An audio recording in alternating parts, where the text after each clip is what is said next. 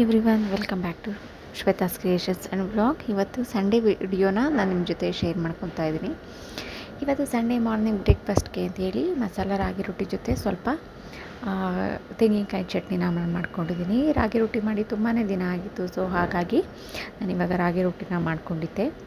ಹೇಳ್ತಾರಲ್ಲ, ರಾಗಿನ ದಿನನಿತ್ಯ ನಾವು ಬಳಸೋದು ತುಂಬಾ ಒಳ್ಳೆಯದು ಅಂತ ಹೇಳ್ತಾರೆ. ಗಾದೆನೇ ಇದೆ, ಇಟ್ಟಂ ತಿಂದಂ ಬೆಟ್ಟಂ ಕಿತ್ತಿಟ್ಟಂ ಅಂತ.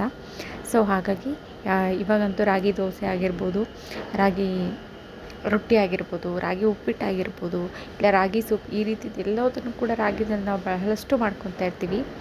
ತುಂಬಾ ಚೆನ್ನಾಗಿರುತ್ತೆ ಮತ್ತು ಹೆಲ್ತ್ಗೂ ಕೂಡ ಒಳ್ಳೆಯದು. ಹಾಗೆ ಸಂಜೆಗೆ ಸಾಂಬಾರಿಗೂ ಕೂಡ ಅಂಥೇಳಿ ನಾನು ಬೆಂಡೆಕಾಯಿನ ಕಟ್ ಮಾಡ್ಕೊತಾ ಇದ್ದೆ. ನನ್ನ ಮಗಳು ಅದರಲ್ಲಿ ಬೆಂಡೆಕಾಯಿನೆಲ್ಲ ಮಗು ಕಟ್ಟಿಸ್ಕೊಂಡು ಆಟ ಆಡ್ತಿದ್ದಾಳೆ. ನಾವು ಹೀಗೆಲ್ಲ ಚಿಕ್ಕ ವಯಸ್ಸಿನಲ್ಲಿ ಆಟ ಆಡ್ತಾ ಇದ್ದಿದ್ದು. ಸೊ ಹಾಗಾಗಿ ಅವಳಿಗೆ ಏನಾದರೂ ಹೇಳಿದ್ರೆ ಅವಳು ಕೂಡ ಅದನ್ನೇ ಕ್ಯಾಚ್ ಮಾಡಿ ಅವಳು ಅದನ್ನೇ ಆಟ ಆಡ್ಕೊಂಡು ಮಾಡ್ತಾಯಿದ್ಲು. ಸೊ ತಿಂಡಿ ಎಲ್ಲ ಆದಮೇಲೆ ನಾನು ಸ್ವಲ್ಪ ಅಡುಗೆ ಮನೆಯೆಲ್ಲ ಕ್ಲೀನ್ ಮಾಡಿಕೊಂಡು ಸ್ವಲ್ಪ ಗಿಡಗಳನ್ನ ತೊಗೊಂಬಂದಿದ್ವಿ ಮನೆಗೆ ಅಂತ ಹೇಳ್ಬಿಟ್ಟು. ಸಂಡೇ ಅಂತೂ ಎಷ್ಟು ಬೇಗ ಆಗೋಗುತ್ತೆ ಅಂತಲೇ ಗೊತ್ತಾಗಲ್ಲ. ಎಲ್ಲ ಕೆಲಸ ಮಾಡಿ ತಿಂಡಿ ತಿನ್ನೋ ಅಷ್ಟರೊಳಗೇನೆ ಆಲ್ಮೋಸ್ಟ್ 12ರಿಂದ 1 ಗಂಟೆ ಆಗೋಗ್ಬಿಡುತ್ತೆ. ಬೇರೆ ದಿನ ಅಂತಾದ್ರೂ 9 o'clock 9 to 9:30 ಒಳಗಡೆ ಎಲ್ಲ ಬ್ರೇಕ್ಫಾಸ್ಟ್ ಆಗಿರುತ್ತೆ. ಬೇರೆ ದಿನ ಸಂಡೇ ಅಂತಂದರೆ ನಾವು ಎದ್ದೇಳೋದೇ ಲೇಟ್ ಆಗಿರೋದ್ರಿಂದ ತುಂಬಾ ಡಿಲೇ ಆಗುತ್ತೆ. ಸೊ ಹಾಗಾಗಿ ಅಡುಗೆ ಮನೆಯದೆಲ್ಲ ಎಷ್ಟಾಗುತ್ತೋ ಅಷ್ಟೆಲ್ಲ ಕೆಲಸಗಳನ್ನ ಸಂಡೇನೇ ಇರೋದ್ರಿಂದ ಸಂಡೇಗೆ ಇನ್ನೊಂದು 4 ಅವರ್ ಎಕ್ಸ್ಟ್ರಾ ಸಿಗಬಾರ್ದಾಗಿತ್ತಾ ಅಂತ ಅನಿಸುತ್ತೆ. ಸೊ ಹಾಗಾಗಿ ಅಡುಗೆ ಮನೆಯದು ಎಲ್ಲ ಕೆಲಸನೂ ನಾನು ಮುಗಿಸ್ಕೊಂಡು ಅಡುಗೆ ಮತ್ತು ಬ್ರೇಕ್ಫಾಸ್ಟ್ ಎರಡೂ ಕೂಡ ಒಟ್ಟಿಗೆ ಮಾಡ್ಕೊಂಡ್ಬಿಡ್ತೀನಿ. ಮಧ್ಯಾಹ್ನ ಸಂಜೆಗೆ ತುಂಬಾ ಈಸಿ ಆಗುತ್ತೆ ಅಂತ ಹೇಳಿಬಿಟ್ಟು. ಏಕೆಂದರೆ ಡೈಲಿ ಕೆಲಸ ಮಾಡೋರಿಗೆ ರೆಸ್ಟ್ ಅನ್ನೋದೇ ಇರೋದಿಲ್ಲ. ಸೊ ಹಾಗಾಗಿ ಅಟ್ಲೀಸ್ಟ್ ಸಣ್ಣನಾದರೂ ಒಂದು ಸ್ವಲ್ಪ ಈವ್ನಿಂಗ್ ಟೈಮ್ ರೆಸ್ಟ್ ಸಿಕ್ತು ಅಂತಂದರೆ ಸ್ವಲ್ಪ ವಾಕ್ ಮಾಡೋದಾಗಿರ್ಬೋದು, ಈ ರೀತಿ ಎಲ್ಲ ಮಾಡೋದ್ರಿಂದ ಸ್ವಲ್ಪ ನಮಗೂ ಕೂಡ ಮೈಂಡ್ ಆಗಿರ್ಬೋದು, ಬಾಡಿ ಆಗಿರ್ಬೋದು ರಿಲ್ಯಾಕ್ಸ್ ಆಗುತ್ತೆ. ಸೊ ಹಾಗಾಗಿ ಒಂದು ಸ್ವಲ್ಪ ಇಂಡೋರ್ ಪ್ಲಾಂಟ್ಸ್ ಕೂಡ ಮನೆಗೆ ಬೇಕಂತೇಳಿ ತೊಗೊಂಬಂದಿದ್ವಿ.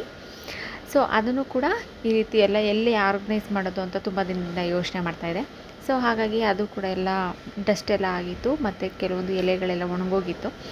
ಅದೆಲ್ಲವೂ ಕೂಡ ತೆಗೆದು ಓಕೆ ಸರಿ ಅಂತ ಹೇಳಿಬಿಟ್ಟು ಎಲ್ಲ ಕಡೆ ನನ್ನನ್ನು ಪ್ಲೇಸ್ ಮಾಡಲಿಕ್ಕೆ ಜಾಗ ಹುಡುಕ್ತಾಯಿದ್ದೆ. ಮನೆಯಲ್ಲಿ ಇಂಡೋರ್ ಪ್ಲಾಂಟ್ಸ್ ಇಡೋದ್ರಿಂದ ಅಂದರೆ ಅದನ್ನು ಮೊದಲೇ ಹೇಳ್ತಾರೆ, ಹಸಿರು ಜೀವನದ ಉಸಿರು ಅಂತ. ಸೊ ಹಾಗಾಗಿ ಗ್ರೀನ್ ಮನೆಯಲ್ಲಿ ಇದ್ದಷ್ಟು ತುಂಬಾ ಪಾಸಿಟಿವ್ ಎನರ್ಜಿ ಬರುತ್ತೆ ಅಂತ ಹೇಳ್ತಾರೆ. ಮತ್ತು ಹಾಗೆ ತುಂಬಾ ಒಳ್ಳೆಯದು ಅಂತ ಹೇಳ್ತಾರೆ. ಸೊ ಗಿಡಗಳನ್ನೆಲ್ಲ ಪ್ಲೇಸ್ ಮಾಡಿ ಆಯಿತು. ಸಂಜೆಗೆ ಏನು ಮಾಡೋಣ ಸ್ನ್ಯಾಕ್ಸ್ಗೆ ಅಂತ ಯೋಚನೆ ಮಾಡ್ತಾಯಿದ್ದೆ. ನಾನು ಆಲ್ಮೋಸ್ಟ್ ಔಟ್ಸೈಡಿಂದ ತರಿಸೋದಿಲ್ಲ, ತುಂಬಾ ಕಡಿಮೆ. ರಿಸ್ಕ್ ಆದರೂ ಸ್ವಲ್ಪ ಹೆವಿ ಅನಿಸಿದ್ರು ಕೆಲಸ, ಆದಷ್ಟು ಮನೆಯಲ್ಲಿ ಅಡುಗೆ ಮಾಡಲಿಕ್ಕೆ ಪ್ರಿಫರ್ ಮಾಡ್ತೀನಿ. ತುಂಬ ರೇರ್ ಅಂತಂದರೆ ಒಂದು 2 ತಿಂಗಳಲ್ಲೋ 3 ತಿಂಗಳಲ್ಲೋ ಔಟ್ಸೈಡ್ ಊಟ ಮಾಡೋದು. ಸೊ ಹಾಗಾಗಿ ಓಕೆ ಸ್ನ್ಯಾಕ್ಸ್ಗೆ ಅಂತೇಳಿ ಈರುಳ್ಳಿ ಬಜ್ಜಿ ಮಾಡೋಣ ಅಂತೇಳಿ ರೆಡಿ ಮಾಡ್ಕೊತಾ ಇದ್ದೆ.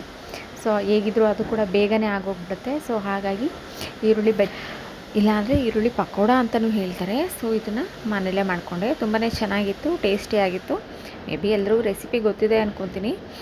ಸೊ ನಾನು ಕೂಡ ಮನೇನ ಕ್ಲೀನ್ ಮಾಡ್ತಾಯಿದ್ದೆ. ಸೊ ನನ್ನ ಮಗಳು ಕೂಡ ನಾನು ನೋಡಲಿಕ್ಕಾಗ್ದೇನೆ ನಾನು ನಿನಗೆ ಸ್ವಲ್ಪ ಹೆಲ್ಪ್ ಮಾಡ್ತೀನಿ ಅಂತೇಳಿ ಅವಳು ಕೂಡ ಮನೆಯೆಲ್ಲ ಕ್ಲೀನ್ ಮಾಡಲಿಕ್ಕೆ ಮತ್ತು ಎಲ್ಲನೂ ಆರ್ಗನೈಸ್ ಮಾಡಲಿಕ್ಕೆ ಅವಳು ಪುಟ್ಟ ಕೈಯಲ್ಲಿ ಎಷ್ಟಾಗುತ್ತೋ ಅಷ್ಟೆಲ್ಲ ಹೆಲ್ಪ್ ಮಾಡ್ತಾಯಿದ್ಲು.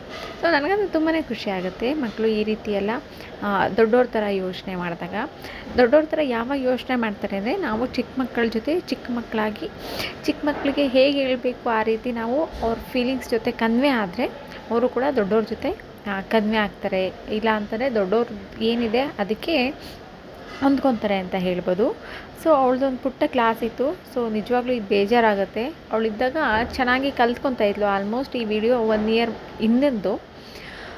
ತುಂಬಾ ಚೆನ್ನಾಗಿ ಭರತನಾಟ್ಯ ಕ್ಲಾಸ್ಗೆಲ್ಲ ಹೋಗಿ ಕಲಿತಾ ಇದ್ಲು. ಬಟ್ ಅನ್ಫಾರ್ಚುನೇಟ್ಲಿ ಸ್ಕೂಲ್ ಬಂದು ಬೇರೆ ಕಡೆ ಶಿಫ್ಟ್ ಆಯಿತು. ಇದು ನಮ್ಗೆ ಇವಾಗ ಮನೆ ಹತ್ರ ಯಾವುದು ಕನ್ವೀನಿಯೆಂಟ್ ಇಲ್ಲದೇ ಇರೋದ್ರಿಂದ ಅವಳಿವಾಗ ಡ್ಯಾನ್ಸ್ ಕ್ಲಾಸ್ಗೆ ಹೋಗ್ಲಿಕ್ಕೆ ಆಗ್ತಾಯಿಲ್ಲ. ನಾನೇ ಎಷ್ಟಾಗುತ್ತೆ ಅಷ್ಟನ್ನ ಯೂಟ್ಯೂಬಲ್ಲಿ ಅಲ್ಲಿ ಇಲ್ಲಿ ವೀಡಿಯೋಸ್ನೆಲ್ಲ ಅವಳಿಗೋಸ್ಕರ ಸರ್ಚ್ ಮಾಡಿ ಮನೆಯಲ್ಲೇ ಕಲಿಯೋದಕ್ಕೆ ಅಂತ ಎನ್ಕರೇಜ್ ಮಾಡ್ತಾಯಿದ್ದೀನಿ.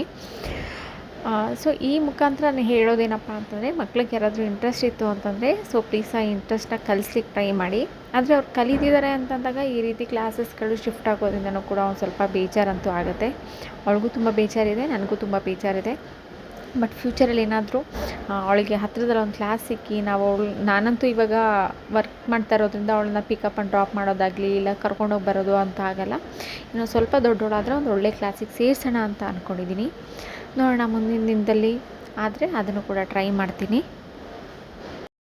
ಸೊ ಸ್ಯಾಟರ್ಡೇ ಸಂಜೆ ಎಲ್ಲ ಕೆಲಸ ಆದಮೇಲೆ ಒಂದು ಪುಟ್ಟದಾಗ ಒಂದು ಸಣ್ಣ ನಿದ್ದೆನೂ ಆಯಿತು. ನಾನು ನನ್ನ ಮಗಳು ಏನಾದ್ರು ಮಾತಾಡೋಣ ಅಂತೇಳಿ ತುಂಬಾ ಕುತ್ಕೊಂಡು ಮಾತಾಡ್ತಾಯಿದ್ವಿ. ಅವಳಿಗೆ ಏನೇನು ಇಷ್ಟ ಅದನ್ನೆಲ್ಲ ಕೂಡ ನನ್ನ ಹತ್ರ ಶೇರ್ ಮಾಡ್ಕೊತಾಯಿದ್ಲು.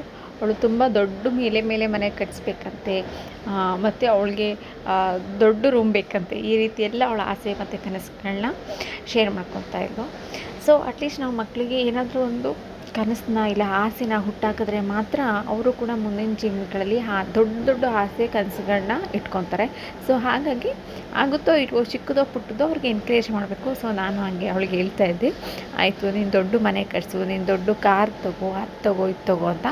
ಅವಳು ಕೂಡ ತುಂಬಾ ಖುಷಿಯಿಂದ ಹೌದಮ್ಮ ನಾನು ಅದೆಲ್ಲ ಮಾಡ್ತೀನಿ, ತುಂಬ ದೊಡ್ಡ ಮನೆ ಕಟ್ಟಿಸ್ತೀನಿ ಅಂತ ಹೇಳ್ತಾಯಿದ್ಲು. ಇದು ಇವತ್ತಿನ ಸಂಡೇ ವಿಡಿಯೋ ಆಗಿತ್ತು. ಸೊ ನಾನು ಬರೀ ಆಫೀಸ್ ಕೆಲಸ ಮನೆ ಇಷ್ಟೇ ಹೇಳ್ತೀನಿ, ನನ್ನದೇ ಆಗಿರೋಂಥ ಒಂದು ಚಿಕ್ಕದೊಂದು ಪುಟ್ಟ ಬಿಸ್ನೆಸ್ನು ಕೂಡ ಸ್ಟಾರ್ಟ್ ಮಾಡ್ಕೊಂಡಿರ್ತಾ ಇದ್ದೀನಿ. ಅದೇನಪ್ಪ ಅಂತಂದರೆ ಮನೆಯಲ್ಲಿ ಫ್ರೀ ಆಗಿದ್ದಾಗ ಹ್ಯಾಂಡ್ಮೇಡ್ ಜ್ಯುವೆಲ್ಸ್ ಆಗಿರ್ಬೋದು, ಈ ರಿಟರ್ನ್ ಗಿಫ್ಟ್ಸ್ ಆಗಿರ್ಬೋದು, ಈ ರೀತಿ ಏನಾದರೂ ಮಾಡೋದನ್ನ ನಾನು ಶುರು ಮಾಡ್ಕೊಂಡಿದ್ದೀನಿ. ಸೊ ಇವತ್ತು ಈ ವಿಡಿಯೋದಲ್ಲಿ ನಾನು ನಿಮ್ಗೆ ತೋರಿಸ್ತಾ ಇದ್ದೀನಿ. ಈ ಸರಿ ನಾನು ನಾನು ಈ ವಿಡಿಯೋ ಆ್ಯಕ್ಚುಲಿ ಮಾಡಿರೋದು ಬಂದು ವರಮಹಾಲಕ್ಷ್ಮಿ ಹಬ್ಬಕ್ಕೆ ಮಾಡಿದ್ದೆ. ಅದನ್ನ ನಾನು ನಿಮಗೆ ವಿಡಿಯೋನ ಶೇರ್ ಮಾಡ್ಕೊತಾ ಇದ್ದೀನಿ.